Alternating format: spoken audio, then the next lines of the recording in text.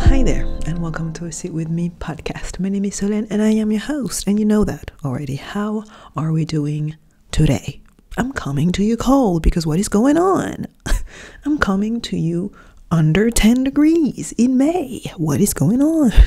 I woke up this morning to go work out, and I thought that I could put my biking shorts, my short shorts, and I look at the temperature and it says 4. I'm like, 4 degrees Celsius? So we are kind of back in the cold for a week. It's okay, we'll survive. But I'm coming to you with my thick pullover on. What is going on? Anyway, apart from that, everything is going great. The sun is still out. It's just the temperature that is playing in our faces. And I have a question for you, actually. I'm going to start that episode with a behavioral question because I was just on the phone with my mom. She's traveling. By the time you're hearing this, she's not traveling anymore, but she was traveling. And I took care of the admin part of the boarding pass and choosing the seat, etc., etc. And so I put my number and my email in case they need to send any last minute information, because my mom will not check her email or phone if you're telling her that there's a change in gate number, etc. So I put my number.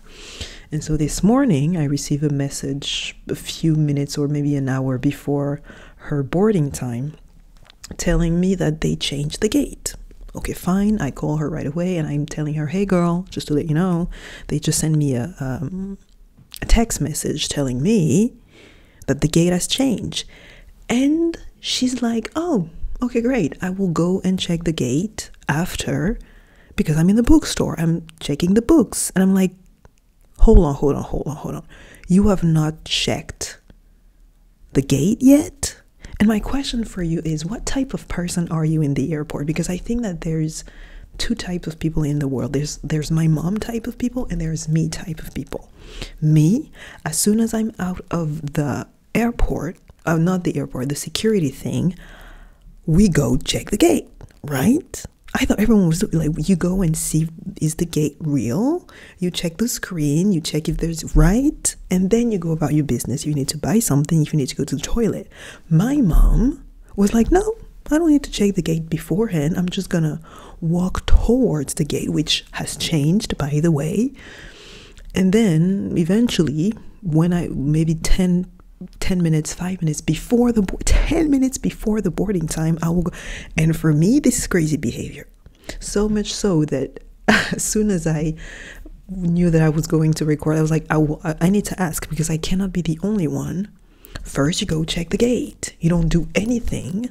You don't buy anything. You don't shop. You don't look left or right. You don't buy food up until you make sure that the gate is real, right? Anyway, she made it. It's okay, but it really, I don't know, it struck me really as odd. She was just like, no, I'm here chilling. I'm buying my books. I'm walking around, and then I'll make my way to the gate 5 minutes before boarding time. I'm like, this is crazy, ma'am, this is crazy. Anyway, so let me know which person are you at the airport. I think that it's really interesting to see how we all behave differently in the airport, but that is neither here nor there for this episode. Last week I talked about purpose, and I knew that I wanted to dive more into the topic of purpose because, it is a buzzword, it is a big concept, it is an interesting concept. I talked more about how to find purpose last week, but this week I wanted to talk more about the nature of purpose. Can it evolve? Can it change? Do you have one purpose your entire life? Is it something that you are born with, or is it something that you are growing into? Is it something that evolved, right? Because I think that the conversation around purpose is, it varies. I think that everyone can find argument for both sides. Some people can tell you, yes, you were born with it. As soon as you exit the womb, you had a purpose. And some people will tell you, well, actually it changes with the different seasons of your life. You can have different purpose. The younger you, maybe 15-year-old you, will not have the same purpose as 70-year-old you. So I think that it can be a very interesting conversation. I think that we all agree that you do completely agree with the fact that you do have a purpose, whether you create it, whether you are born with it, whether it evolved. But I do believe that we all have a purpose, that there's a reason why we're here. And more than that, more than there's a reason why we have a purpose, I think we need a purpose. I think that we are one of the few species on this planet, on this little rock. We need a purpose to be happy, to feel fulfilled, to find a sense of meaning. We are one of the few species, we need meaning in what we do. Otherwise, we end up in despair, in disillusion, in sadness, desperation, etc., etc. A lot of the time, we can link anxiety, depression with a lack of meaning, with a lack of vision, with a lack of goals, with a lack of drive. So I think that more than having a purpose, we need a purpose. So whether it is something that you've known since childhood, whether it is something that you are manufacturing and creating in your 20s, 30s, 40s, 50s, whatever, I do believe that it is necessary in your life to have a purpose. And again, like I said last week, it does not have to be majestic. It does not have to be something, I'm going to revolutionize my country. I'm going to change the world. I'm going to, it does not need to be grand. It can exist in your small day today. And my definition of purpose is, a purpose is when who you are meets what the world needs. It's this sense of alignment between your actions and the world, and your decision and who you are and what vibrates. That is the purpose. Your purpose can exist in your work. Your purpose can exist in your relationship.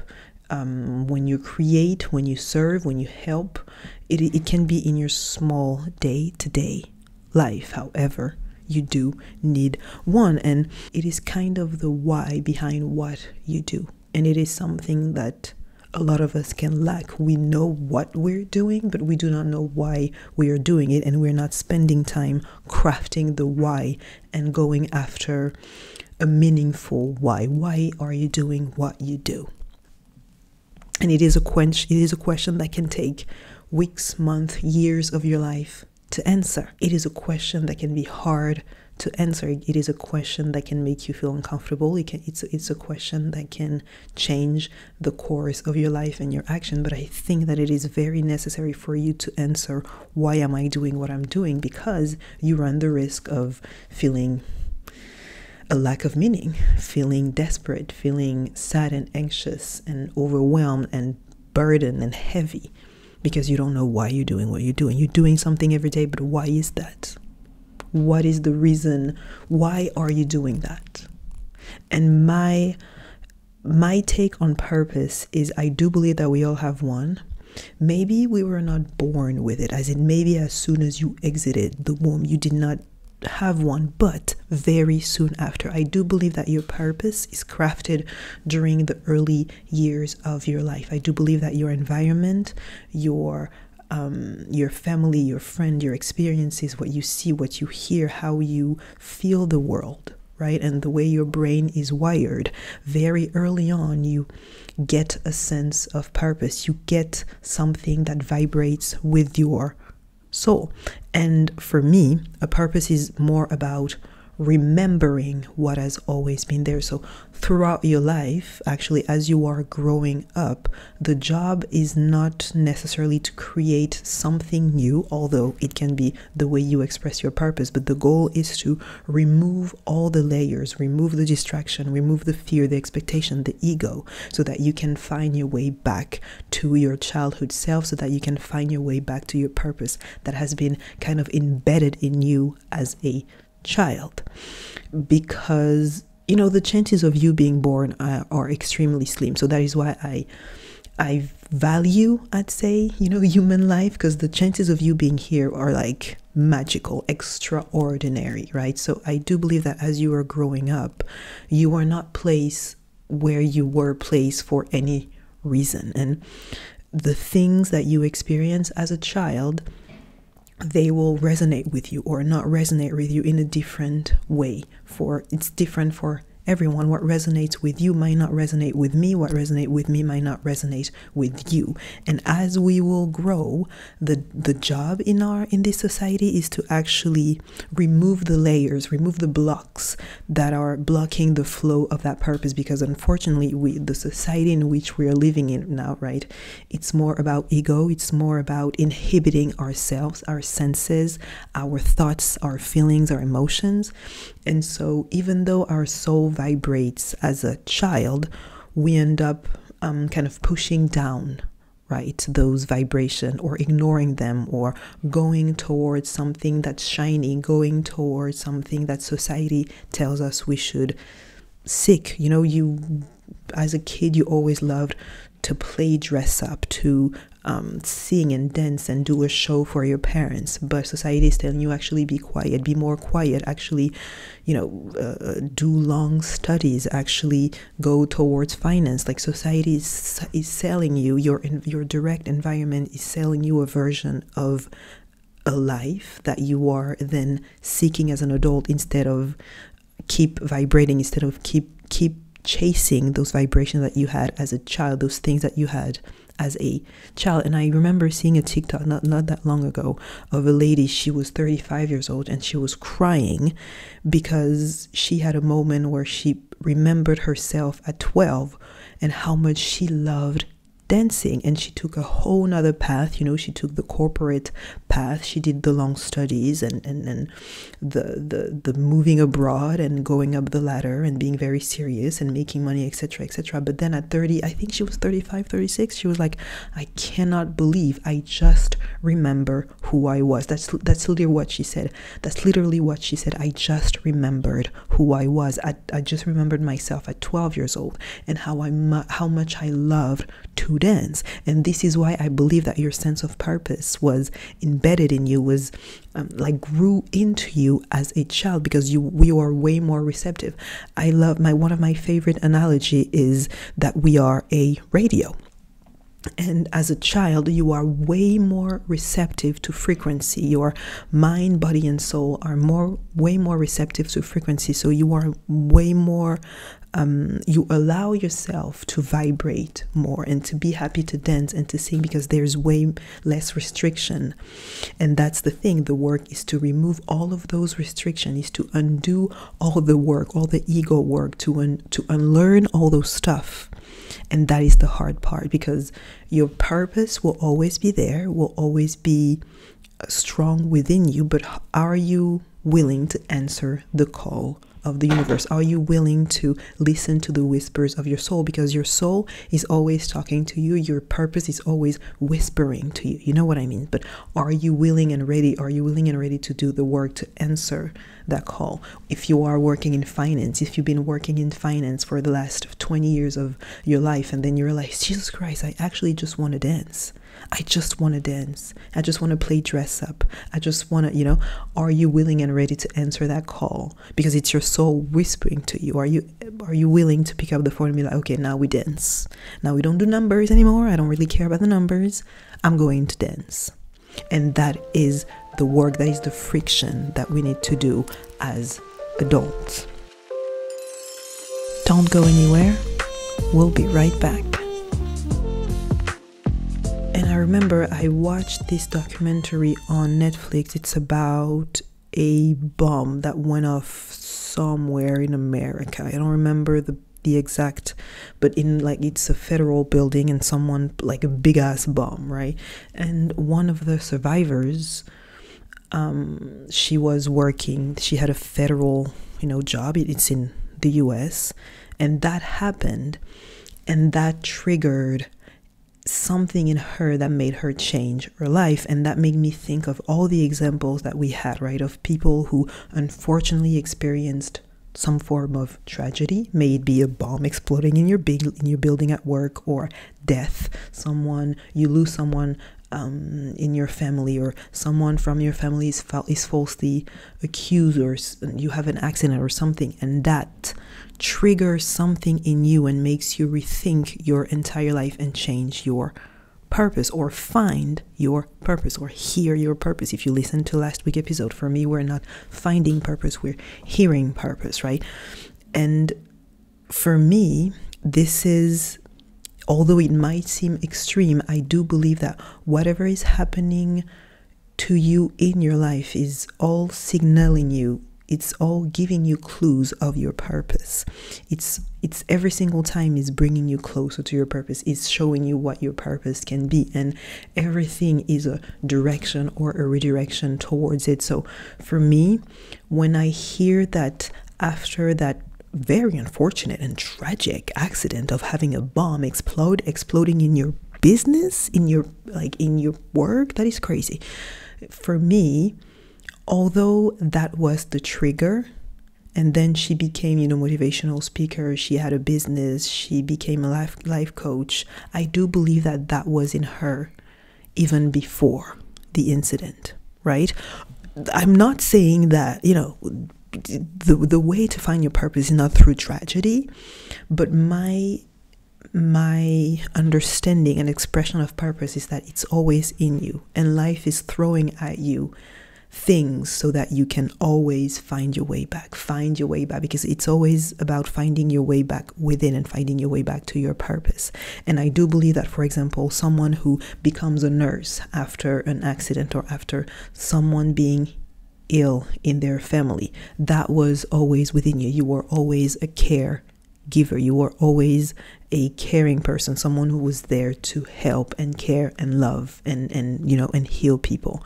And when you hear things like that, that's kind of where I like to question every single time my perspective. I don't want to be 100% sure of anything, but indeed, when you see someone suffering a tragedy, you're like, did they became who they became because of the tragedy? So did their sense of purpose actually changed over the years, or was that always in them?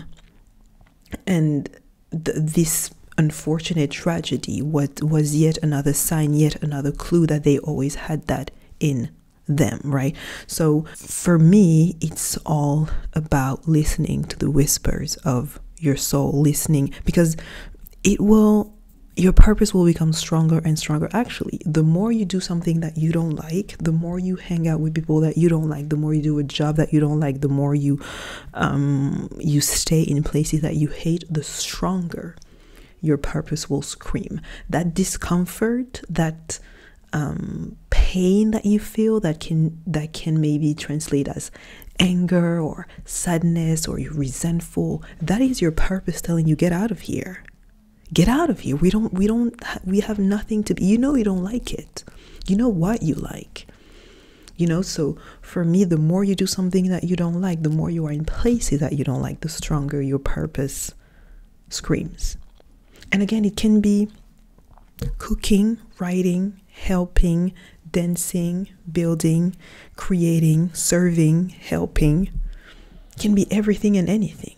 But for me, the nuance is that purpose can be expressed differently throughout your life. Where some people, they might say, oh yeah, your purpose evolved over time, and younger you might not have the same purpose as older you. What I say is, younger you and older you have the same purpose. However, you express it differently, and it takes various form depending of your life, depending on where you are, depending on which stage of life you are in.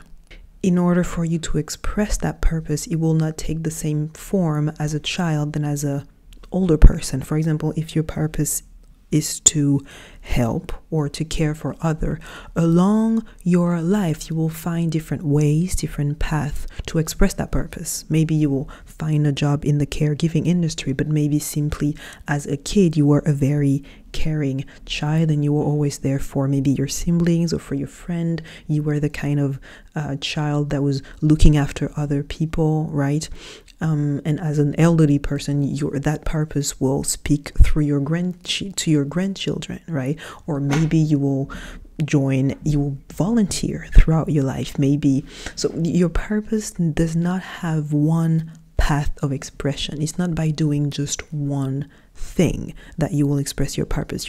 Your purpose is always speaking through you in various way, in various tone. If your purpose is to care and help, you can maybe you will teach people a craft that you've learned. Maybe you will teach people how to write, how to dance, this is also a way for you to express your purpose. So for me, that is the nuance, and that is the evolution of purpose. You have something that has vibrated with you since a child. Your radio picked up a frequency when you were a child. Something made you feel alive and happy and liberated and free, right? And completely present. And then as you go along this life, as you're growing up, the goal is to uncover it, to unearth that purpose, to remove the ego, to remove the fear, the distraction, to unlearn everything that society has taught you about yourself, about who you're supposed to be, about what you're supposed to be, about where you're supposed to be, etc., etc. The goal is to shed all of that so you can go back to that purpose, go back to that whisper, to that vibration, to that happiness, to that sense of alignment, right? And that can take that takes a while. But understand that there is not just one way for you to express your purpose. You will express it throughout everything that you do. I think about my friend Veronica, and she's gonna listen to that podcast, and if you want an example of someone who is walking in their purpose, who has heard it and who's living, breathing their purpose, it's Veronica. So she's a coach, a consultant, a life coach, an amazing friend, a meditator. She's an overall amazing human being, period, right? And she has a mission statement. Her purpose is to unmake unnecessary pain and suffering in this world. And she was on an episode with me. I interview her, and she's doing that by embracing curiosity, communication, compassion, connection, and creativity. She calls it the 5 C's. So unmake unnecessary pain and suffering in this world by embracing curiosity, communication, compassion, connection, and creativity. Now, this is her mission statement. This is her purpose, her thing. But she has a variety of ways of expressing that. She's doing that through public speaking, through workshop, through coaching, through mentorship, and even in her private life by being an amazing friend in who she is. If you have a conversation with her, even in the way that she live her life, her way of being, her way of talking, her way of being a friend and a partner and a daughter, etc., etc. Her purpose breathe through that. Does that make sense? You know what I mean? So your purpose is taking different shape. It's not, oh, my purpose is to be an actor. No, being an actor can be another vessel, because I love the idea that we are all vessels and our purpose is like going like through us, if that makes sense. And so being an actor, being a coach, being a director, being a writer, that is all a vessel for your purpose. Your purpose is way more deeper and way less materialistic, I'd say, than simply a job. It's way more than that. And so I love Veronica for that, because her umbrella is her purpose, but then she's just trying to infuse that purpose in everything that she do, in everything that she says, and the way she lives her life. And I think that this is the best way to find fulfillment, happiness long term. But it is up to you to answer the call. It is up to you to make the decision that you will listen to that purpose, that you will go back to your childhood. Because again, like I told you, right, your purpose was there from childhood. You have something that makes you vibrate from childhood, but it will express itself differently, which I think it's kind of, I don't know, when I started seeing and understanding purpose that way, it was freeing, because I feel like we see purpose, first of all, as a very self-centered thing. Like I told you, purpose is about community. Purpose is always bigger than you. Purpose exists in community. But also we see this purpose as having a job, being a job.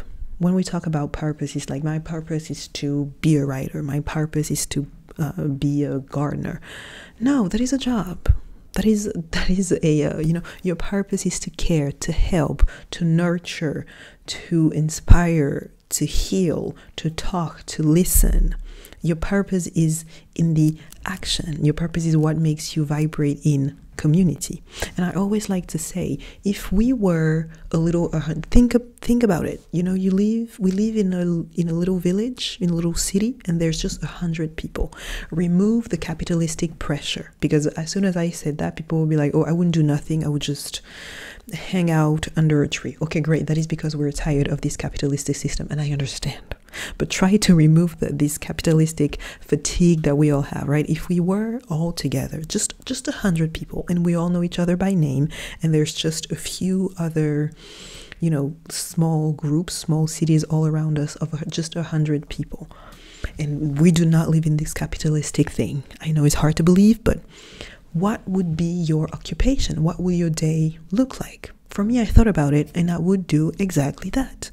I would walk around, make sure that you're okay. I would talk to the neighbor, make sure that, you know, I would gather everyone. How do you call that?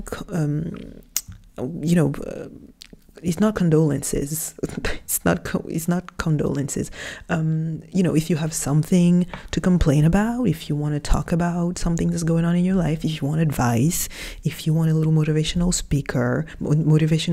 speech, if you want, I would do that. And I think that attached to my little home, I would have an open office that you can come in anytime if you want to talk, if you want to just vent. I would give you tips and tricks on how to live a better day. I would bring, if you have a complaint, that's what it is, complain. If you have complaints, I will bring it to the president, who will be a woman, obviously, or to the board of presidents. And honestly, I would do that. That would be if we were just 100. You know, I would create a little radio show, so it wouldn't be that podcast, but I would do a little weekly radio show to talk about what's going on in our little city. I would interview the farmers. You know, for example, like, don't ask me to cook. Don't ask me to garden. I would not be able to feed you, baby girl. I would not be able to feed your stomach, but I would feed your soul. I like to believe that, and that's why I know that I'm so happy doing this podcast, because if tomorrow we just go back to living to a few hundred people and we just try to recreate the rules, that's what I will do exactly. I will be there for you, listening, trying to encourage you, trying to find ways to make you feel better, trying to, you know, remove pain from our society. And if you need to vent to our boards of president, I will be glad. I would, you know, step up for you and stick my neck out? I don't know. I'm not good with quotes, but you know, I would gather all of our complaints and bring it to the boards.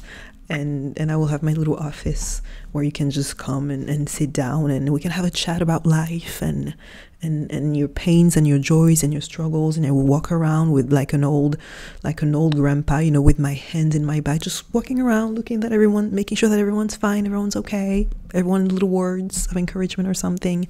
So yeah, ask yourself that. If you were just 100 people, what would you be? And we need a gardener, because it won't be me. I don't know how to plant things. Don't ask me to feed you. I know everyone know their places, and I know it won't be in the garden for me. So that can be also something that can help you find your way back to your childhood, find your way back to that vibration, find your way back to what makes you feel truly happy, makes you feel in that zone of genius, because you are a radio. That is my favorite. Like I told you, you are a radio, and you are responding to certain frequency that other cannot respond to, and you are receiving other information that other cannot receive. You are seeing the world in a way that some of us cannot. And it is the whole work of adulthood, at least spiritually, it's to go back to that. It's to uncover that. It's to unearth that. It's to remove all of those goddamn layers that we created in society and in this system, so we can go back to what truly mattered, which is happiness, freedom, joy, love, and peace. That's all we all want. So that is what I wanted to talk to you about today, this concept of purpose, and my belief that more than having one, we all need one.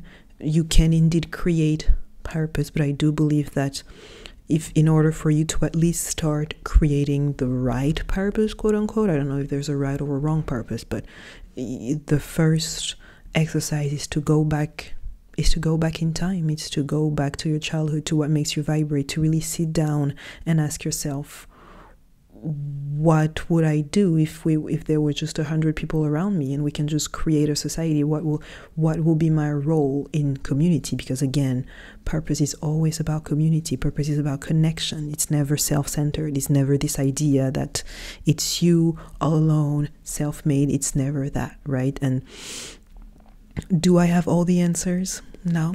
I wish, baby girl, I wish, but I do not. However, I know that we need to keep listening. We need to keep watching the signs. We need to keep asking the questions, because the more you pay attention, the more you notice that life is always whispering. The universe is always whispering. Yourself, your younger self is always whispering. Your higher self is always, however you call it, but life is always whispering, to you and nudging you towards something bigger, towards something deeper. So I hope that you enjoyed that episode. I hope that I sparked at least a beginning of a reflection on what is purpose, how to hear purpose, how to create purpose, why do we need purpose. I do believe that it is a solution to sadness, to heaviness, to pain, to suffering. I do believe that finding a purpose, creating a purpose, living in your purpose, doing your best. And it's not easy. It's not like you're going to find it tomorrow and then all your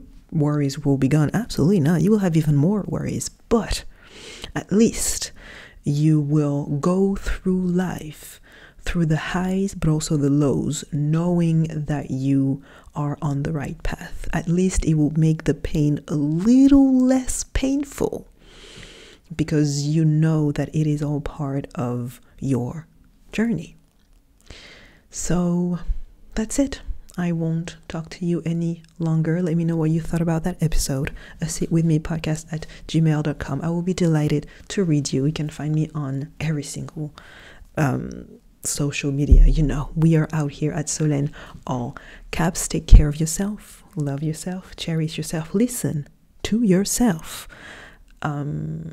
Live purposefully, intentionally. Dare, have the audacity to only make decision that feels good, that feels in alignment. Even if you change decisions, even if you change direction in 1 year, 2 years, 5 years, does not matter, but have the audacity and the guts to only take decisions, to only say yes to the things that feels right this second, to things that feel in alignment with who you want to be and in alignment with your vision.